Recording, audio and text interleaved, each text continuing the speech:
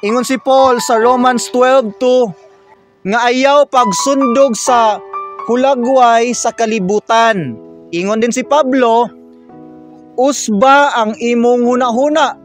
Ang term yang gigamit is renew your mind. Repentance na sa galigsoon. Ang pinaka number 1 nga requirement para ang imong kinabuhi makatarong kag pangalagad sa Ginoo ug ma-discover ang imong purpose. Number 1, repentance. Ang repentance sa Grego gitawag nig metanoia, sa Bisaya paghinulsol sa sala. Ang repentance mao ni pag-angko nimo nga ikaw makasasala, Ginoo pasaylo ako ug andam nako mobalik nimo.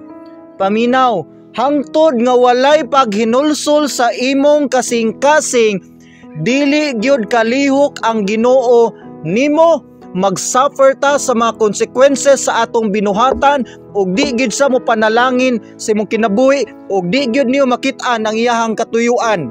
Repentance ang pinakaunang aksyon sa tao sa pagduol sa Ginoo. Repentance, Lord pasaylo ako sa akong sala ug andam nako Ginoo mo balik diha nimo. Makasasala manggud ta. Naatay tinaguang sala. Naatay sala nga nakita sa tao, mas daghan tag sala nga wala nila nakit-an. Sakto? Kasagaran natong ginapangayog pasaylo kato mang dagkong sala.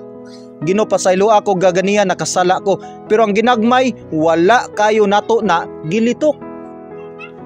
Taga-adlaw daghan kita gagmayng sala hantod nag-file na siya 1 year, 2 years, 10 years ato pag-exist. Ang mga ginagmayng sala wala nato na napangay pasaylo o watay plano gani nga bag-uho na.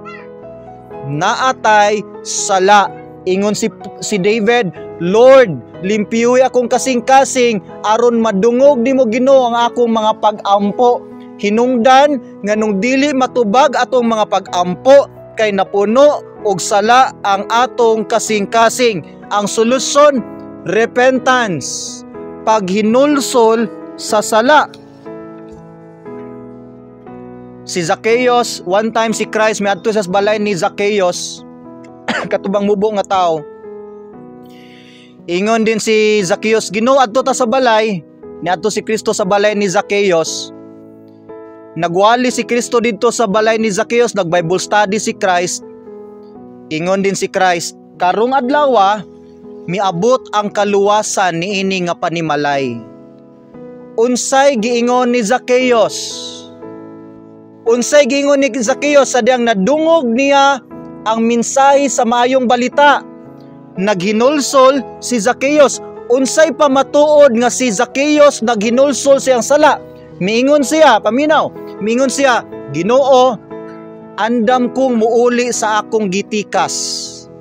Kung naman ko'y gitikasan nga tao, ibalik nako times 2. Tanang gitikasan nako Ginoo, ibalik nako ang akong gihimo nga di mao ngadto kanila. Ang repentance duna gyud ni pagtinguha nga mabag-o ang imong kinabuhi. Nasabtan? Ang repentance dili lang ni pagmahay sa imong sala, naa gyud kay tinguha nga mabag-o. Nining orasa bisan pag-unsaon na kog sagit dinhi, kung wala kay tinguha nga magbag-o, muuntol lang ang mensahe sa Dios ug walay tinuod nga espiritu sa pagpasalamat. Kay tinuod nga espiritu sa pagpasalamat naagikan sa kasing-kasing, bisan pag watay handa, bisan pag watay nindot nga dapit, pero kung duna tay bakante naghinulsol nga kasing-kasing gikan sa mga sala, ang Dios molihok ug diha pa lang nga bahin magambak-ambak na ta sa pagpasalamat. Amen. Walay unod ang pagpasalamat hangtod dili mo intervene ang Ginoo, hangtod dili sa magpataliwala sa ato ang pundok. Gani si Moses, ingon pang Ginoo, Moses, tangtanga imo ang sandal kay balaan kani nga dapit. Asa ang Dios makigtagbo sa iyang katawhan, mahimong balaan kana nga dapit. Duha tulo magtigom sa pangalan sa Ginoo. Sige ingon, naa si Kristo sa taliwala. Atong gi-claim nga nagtigom ta, nagsangyaw ta sa pulong sa Ginoo, ang Ginoo naa sa atong taliwala.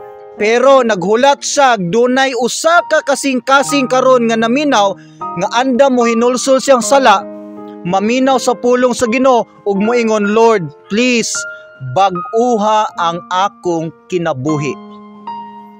Ingon ana ba ang imong kasing-kasing?